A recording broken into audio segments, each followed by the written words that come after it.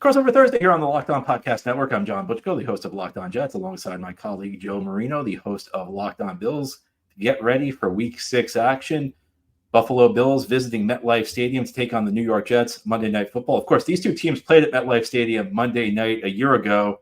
A game I think like both fan bases would love to forget because the Jets lost Aaron Rodgers for the season and the Bills lost the game on an overtime punt return by Xavier Gibson.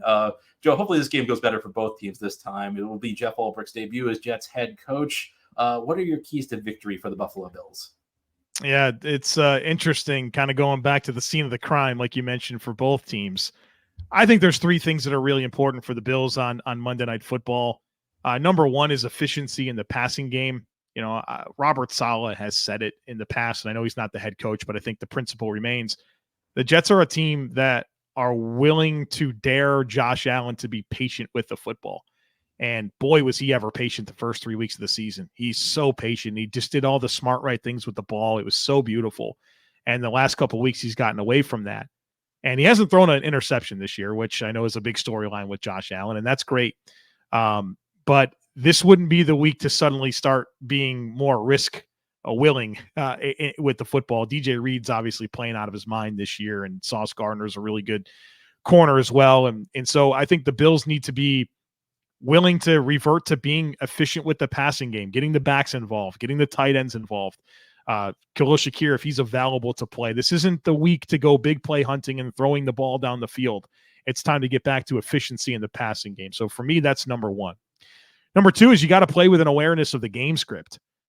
There's some strange dynamics in this game. You have a Jets team that just fired their head coach in week 5. They're coming after playing in London. They chose not to have their bye week this week. They were willing to play a game. And so those are weird dynamics of certainly some injuries on the Jets side of things that we need to monitor. But also you have a Bills team that's looking to get out of a rut. They've lost 2 in a row, not normal for the Bills. In fact, since 2020, the Bills until last week were 14-4 coming after a loss. They don't typically lose 2 in a row. And now they're staring at a possibility of losing 3 in a row. And, you know, to me, it changes the dynamics of the season for the Jets. Like we talked about in the opening segment, you know, this was probably thought of as a move to galvanize the troops here with the Jets as they are not wanting to let the season kind of get away and make the path difficult for them. It's still open, right? For whatever you want to think about it, the Bills certainly haven't played at a level that makes you say this is their division and they're going to run away with it, right? I know that the Patriots and the Dolphins don't look great, but Tua will come back at some point, and this Jets team obviously is trying to rally here. And so I think this is a turning point. And so I think you have to play with an awareness of game script. Like I mentioned, only no interceptions for Josh Allen this year, 2 offensive turnovers at total for the Bills.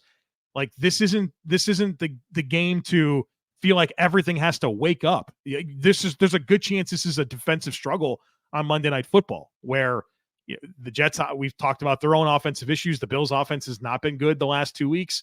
So if a drive ends in a kick, that's probably okay. I think you have to be willing to embrace the style of game that probably is going to happen on Monday night. And the number 3 is don't lose the game on special teams. I think the Jets, if there's been something good about them that's been consistently good, it's that they're good on special teams. Punting game, they cover kicks and punts. Their return game usually pretty good. They've blocked a punt already this year. And the Bills have been up and down on special teams. They've had an extra point block this year. They've had some field goal miscues. They've given up a kick return for a touchdown.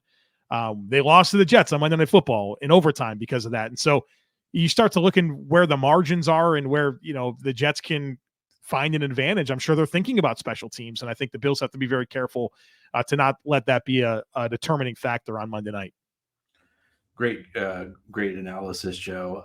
I think for the Jets, the first key is just have a good week of preparation. And I know you can say that every week, but there's so many interesting dynamics, as you mentioned, about this week for the Jets. Jeff Ulbrich taking over. And as we talked about earlier in the show, this was a shock to the system for a lot of guys on that Jets team. I think for all of Robert Saleh's faults, he had not lost that locker room. This was not a case like Josh McDaniels in Las Vegas a year ago where the players are going to be refreshed to have a new voice.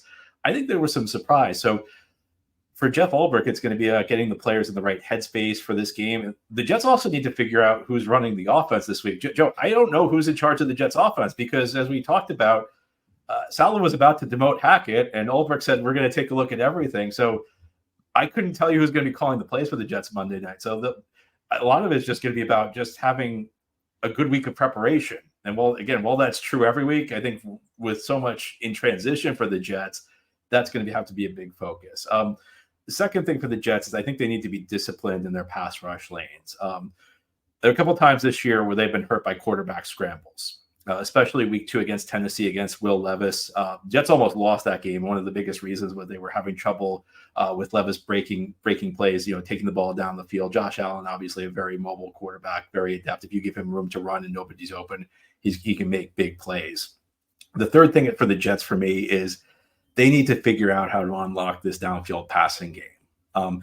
It's a little tricky because the Jets don't really have a great speed guy in their receiving group. They have, Garrett Wilson, who's quick separator, good after the catch guy, a good route runner.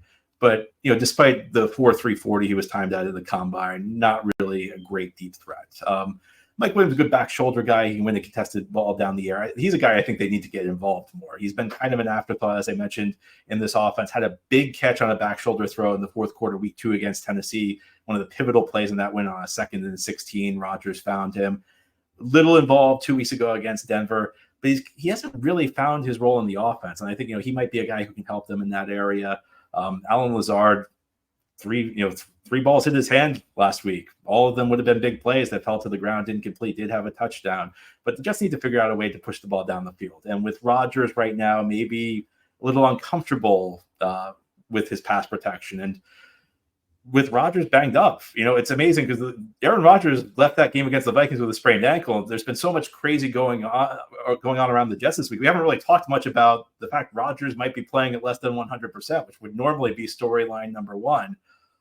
He's not really that comfortable with his offensive line right now. So if the Jets need to max protect, they need to leave a few guys in. They need to figure out a way to produce big plays in this passing game because they just have not been doing that yet at this point this season. Yeah, it sounds like one team's trying to produce big plays in the passing game, and it's not really working. And then, of course, you mentioned the Jets and kind of their own issues there. So it's almost like if either team starts hitting explosives in the passing game, especially against these defenses that are historically very good at not allowing explosive plays in the passing game, that would be interesting if the vertical passing game wakes up for either team this week.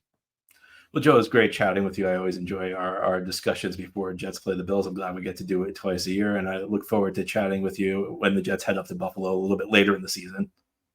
Yeah, I'm looking forward to it, and we'll see where these teams are at. Maybe it's one of them's running away with things. Maybe the season's gotten off the rails for somebody.